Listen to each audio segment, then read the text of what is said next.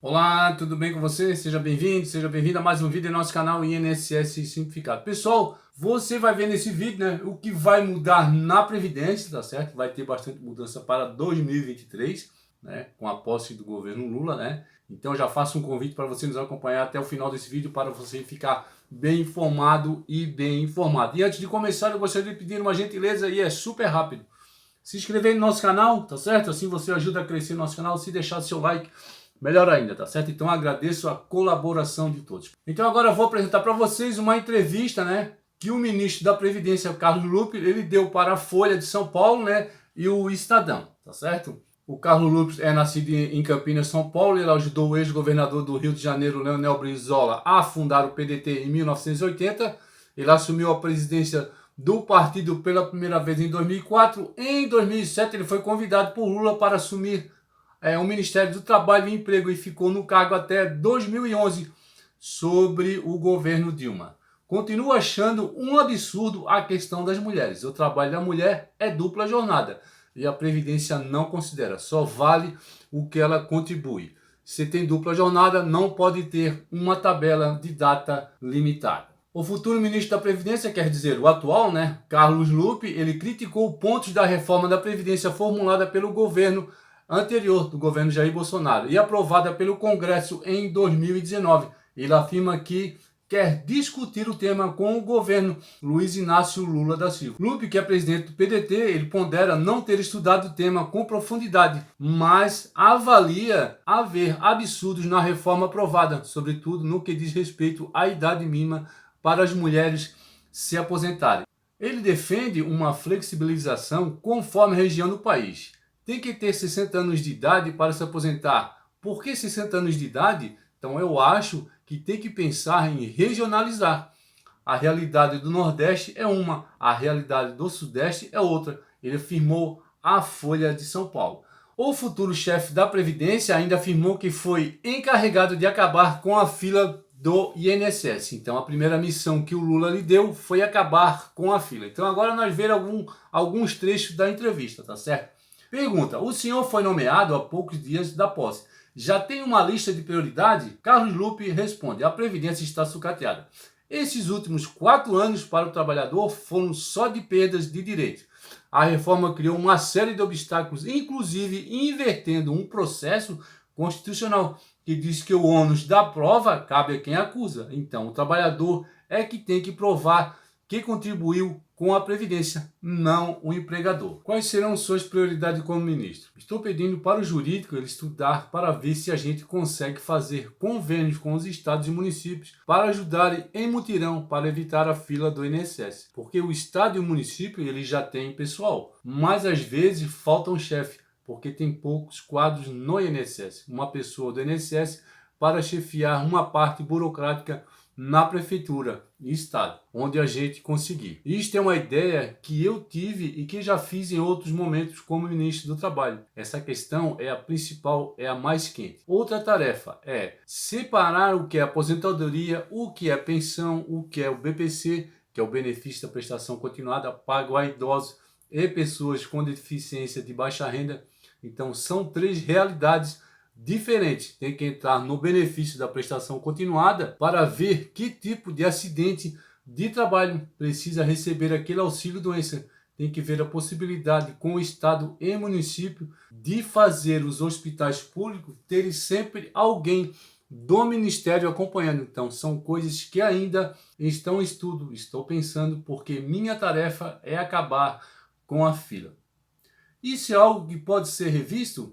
Na primeira etapa, estamos começando o levantamento e a primeira missão que o Lula me deu é acabar com a fila da Previdência. E aí vocês têm que colocar a devida precaução de eu não ter ainda conhecimento. Eu não fui ainda nem ao Ministério. Aliás, não tem ainda onde ir, porque o Ministério foi juntado, foi dividido. Tem um projeto de terceirização do atendimento nas agências, isso poderia ser um caminho?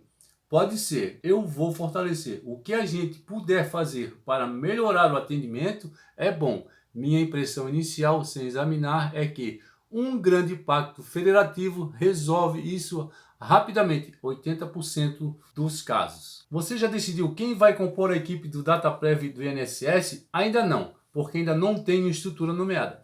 Só a partir do dia 1º, né, porque o presidente vai assinar. O vice-presidente Alckmin vai me mandar o que foi feito dos estudos, aí depois a gente começa a ver. Eu sei que tanto que o INSS quanto a DataPrev, então, são exclusivos de funcionários, né, com raras exceções.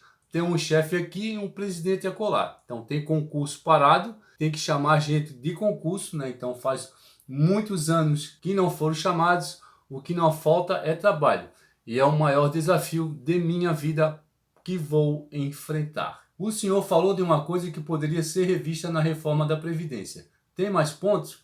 Não estudei com profundidade ainda esse tema. Veja alguns absurdos. Continuo achando, por exemplo, um absurdo a questão das mulheres. O trabalho da mulher é dupla jornada e a Previdência não considera, só vale o que ela contribuiu. Se ela tem dupla jornada, ela não pode ter uma tabela de data limitada como tem hoje. Tem que ter 60 anos de idade para se aposentar. Por que 60 anos de idade? Tem que pensar em regionalizar. A realidade do Nordeste, ela é uma realidade, né? E a realidade do Sudeste é outra. Não seria extinguir a idade mínima, mas flexibilizar conforme a região? Conforme a região. Mas isso é uma coisa que eu ainda não tenho profundidade, tenho que estudar. Acho que hoje as mulheres são sobrecarregadas nesse ponto da Previdência e você tem muita dificuldade de comprovar. O senhor ainda vai analisar, depois vai bater o martelo com quem? Tem que falar com a Fazenda, com o planejamento e ver o dinheiro que tem. Isso é governo, não é só o ministro da Previdência, com o Congresso Nacional também. Algumas coisas precisa um novo projeto, mas já fui deputado. A maior dificuldade que eu vi na minha vida até hoje é deputado votar contra benefício. Voltando para o tamanho da fila, no período recente, a de requerimento inicial até deu uma caída. Deu 1,6 milhões para 1,3 milhões. Em outubro parece que baixou de 1 milhão. Não, ela nunca baixou de 1 milhão. Isso é fato, não é fake. Está em 1,3 milhão. Tem que somar. Uma coisa é a aposentadoria, outra é a pensão. E o BPC é a maior parte porque exige uma série de aferimentos. Sou beneficiário da Previdência, tenho que ter um cadastro único. Para quê?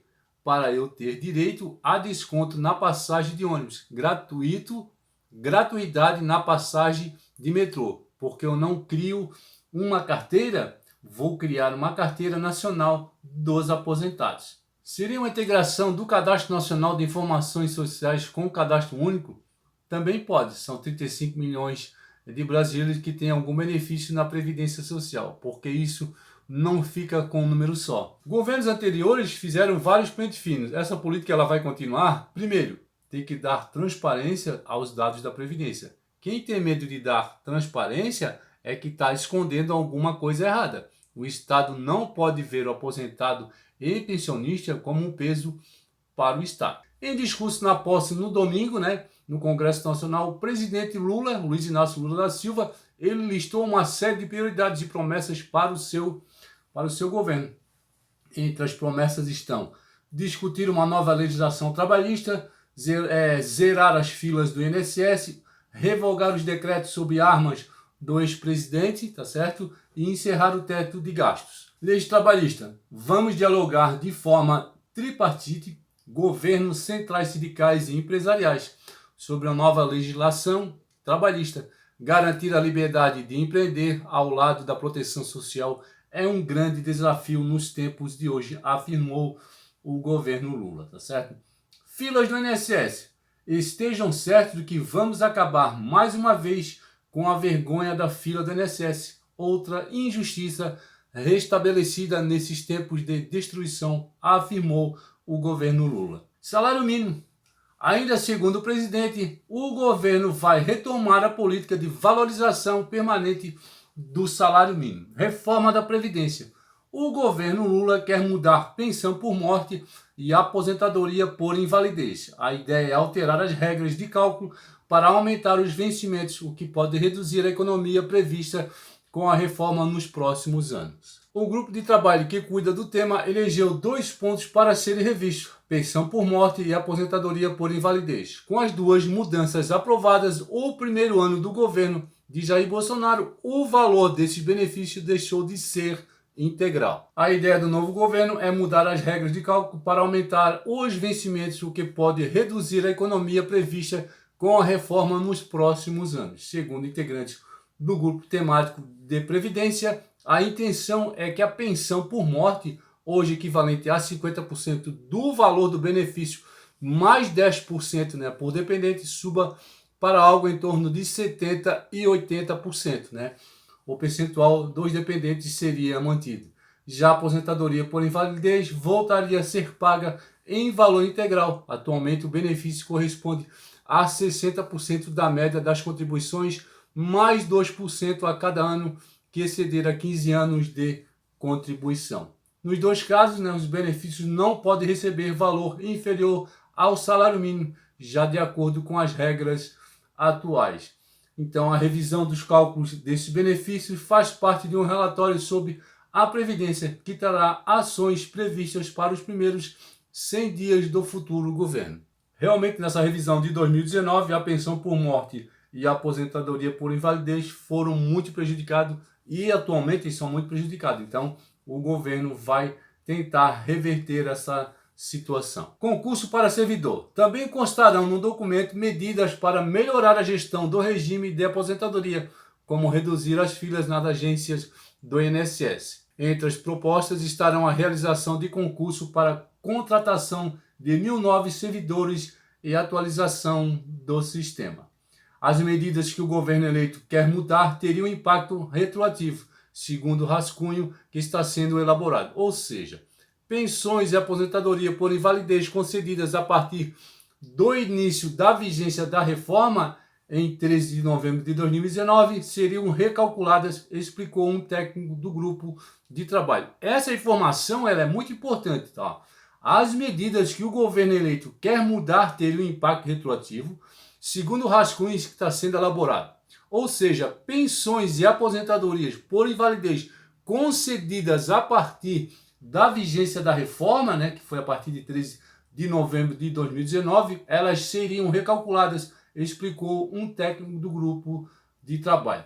No valor, no entanto, só valeria a partir da aprovação da medida. Não haveria o pagamento retroativo da diferença entre o antigo valor e o novo. Mas já é uma grande diferença. Só o fato de poder recalcular, né, essas aposentadorias que foram concedidas a partir do dia 13 de novembro de 2019 já vai dar um grande alento às pessoas, né, que começaram a receber esses benefícios a partir de 13 de novembro de 2019. Um dos motivos alegados por integrantes do grupo técnico para revisar os 2 pontos é que a reforma prejudicou os mais pobres, sobretudo aposentados e pensionistas do INSS. Diz ainda que a regra de cálculo do auxílio-doença, que corresponde a 91% da média das contribuições, permaneceu mais vantajosa e, por isso, seria necessário mexer nas normas da aposentadoria por invalidez e da pensão. Né? As mudanças no regime da aposentadoria, que começaram a ser discutidas no governo Michel Temer, foram uma das reformas mais importantes da gestão Bolsonaro, do ponto de vista de contas públicas. A economia projetada em 10 anos é de 800 bilhões. Desse total, 78,6 bilhões viriam das alterações nas regras da aposentadoria por invalidez. Já as mudanças na pensão por morte corresponderiam, por 101,1 bilhões no INSS e por 11,2 bilhões no regime dos funcionários públicos federais.